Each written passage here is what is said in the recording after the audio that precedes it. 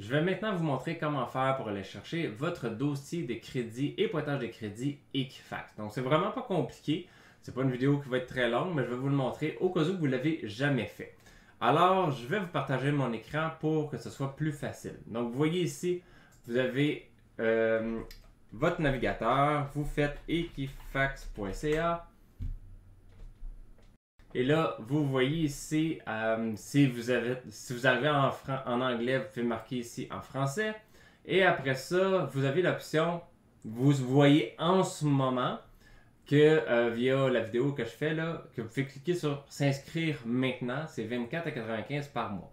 Bon, c'est certain que quand vous allez regarder la vidéo, ça se peut que ce ne soit pas exactement comme ça.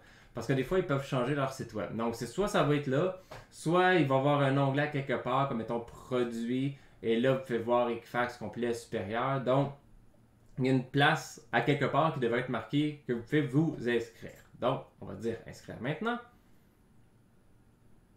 Et là, ici, en réalité, vous voyez, il y a 4 étapes. Renseignement, compte, vérifier et passer à la caisse.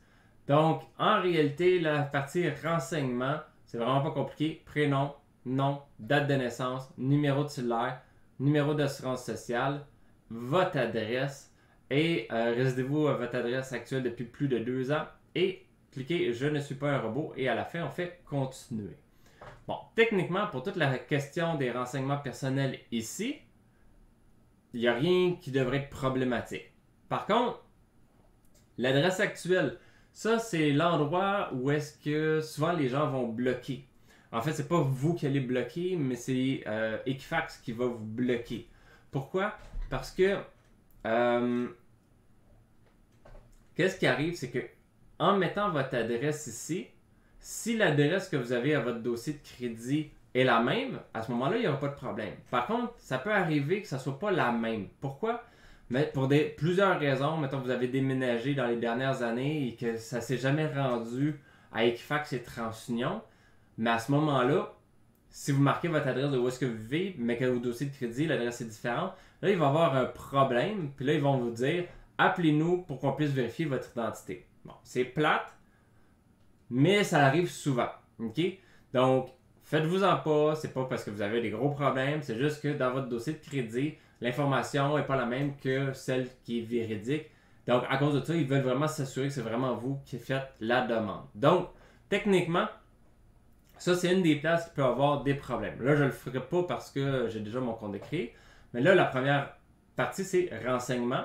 Donc, si l'ADS a un problème, ça se peut que vous allez bloquer prochainement dans les prochaines étapes. Mais si c'est la même, à ce moment-là, vous allez continuer. Et là, vous allez voir, vous allez créer votre compte. Donc, nom d'utilisateur, mot de passe et tout. Ensuite, vous allez avoir la vérification. Donc, vérifier. En réalité, c'est qu'ils vont vous poser des questions. Donc, dans vos dossiers de crédit, ils voient les informations. Donc, ce qu'ils vont faire, c'est qu'ils vont vous poser des questions du genre, parmi ces institutions financières avec laquelle vous avez une carte de crédit, ou parmi ces créanciers avec lesquels avez-vous fait une demande de financement dernièrement.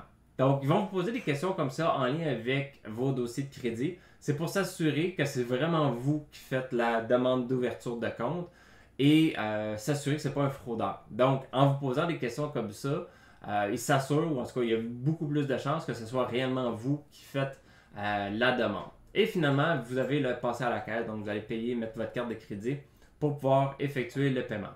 Donc, une fois que les 4 étapes sont là, vous allez avoir accès à votre compte et vous allez pouvoir avoir accès à votre dossier et pointage de crédit chez Equifax. Donc, c'est pas plus compliqué que ça. Il faut s'attendre d'avoir peut-être des blocages dans la section vérifier ou dans la section adresse actuelle si jamais ils n'ont pas la même adresse. Faites-vous-en pas. Tout ce qu'il faut, c'est les contacter pour, à ce moment-là, vous vérifier. Puis là, ils vont vous accepter et ouvrir votre compte.